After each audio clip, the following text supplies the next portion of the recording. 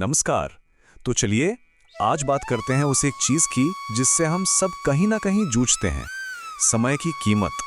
और इसे समझने के लिए एक ऐसी कहानी सुनते हैं जो शायद कि हफ्ते का सबसे ज्यादा काम वाला दिन हमेशा कल ही होता है।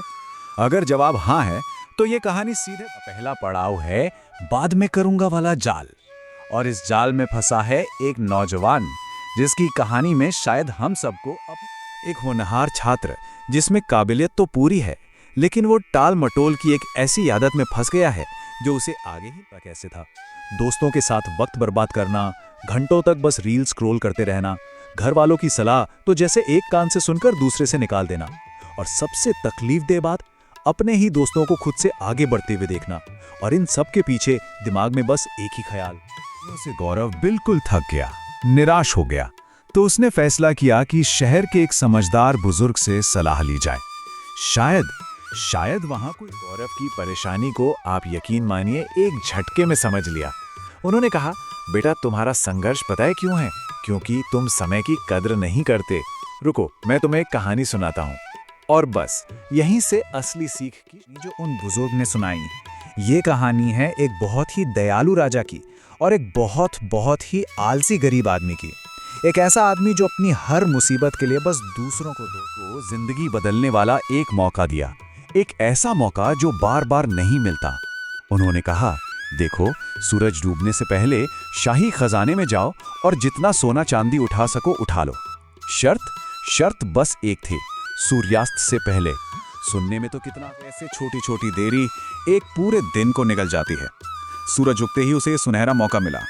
दोपहर में उसने बड़े आराम से खाना खाया और फिर सोचा, चलो 2 घंटे की नींद ले लेता हूँ। दोपहर के बाद जब गर्मी लगी तो एक पेड़ के नीचे सुस्ताने बैठा और वहां 4 घंटे और निकल गए।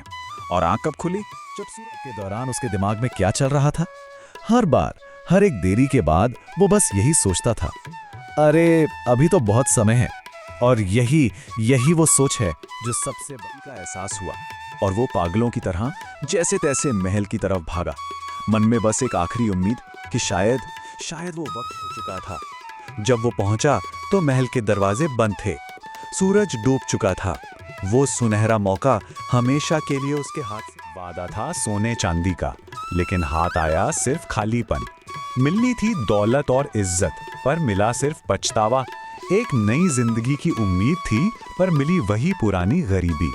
यही कीमत चुकानी पड़ती है देरी, लेकिन इसका असली असर अब शुरू होने वाला था। चलिए वापस गौरव के पास चलते हैं, जो ये सब कुछ बड़े बाद गौरव एकदम चुप हो गया। उसके पास कहने के लिए कोई शब्द नहीं थे, क्योंकि उसे आखिरकार अपनी गलती समझ आ गई थी। उसे साफ साफ दिख गया था कि वो भी बिल्कुल उसी आलसी आदमी की तरह अपना सबसे कीमती खजाना यानी अपना वक्त, इस एक एहसास ने सब कुछ बदल दिया। पहला कदम उसने ये समझा कि समय से कीमती कुछ भी नहीं। फिर उसने फौरन अपनी टाल मटोल की आदत छोड़ दी, अपना पूरा फोकस, अपना पूरा ध्यान अपने लक्ष्यों पर लगा दिया। और इसका नतीजा ये हुआ कि वो बहुत जल्द अपने सभी साथियों से आगे निकलकर इस पूरी बातचीत का निचोड़ बस एक लाइन में है, गुजरा हुआ वक्त कभी लौट कर नहीं आता। एक ऐसा सच जिसे हम जानते तो हैं, पर अक्सर एक सवाल पर आकर रुकती है, आज के मौकों का सूरज भी तो ढल रहा है, अब क्या किया जाएगा?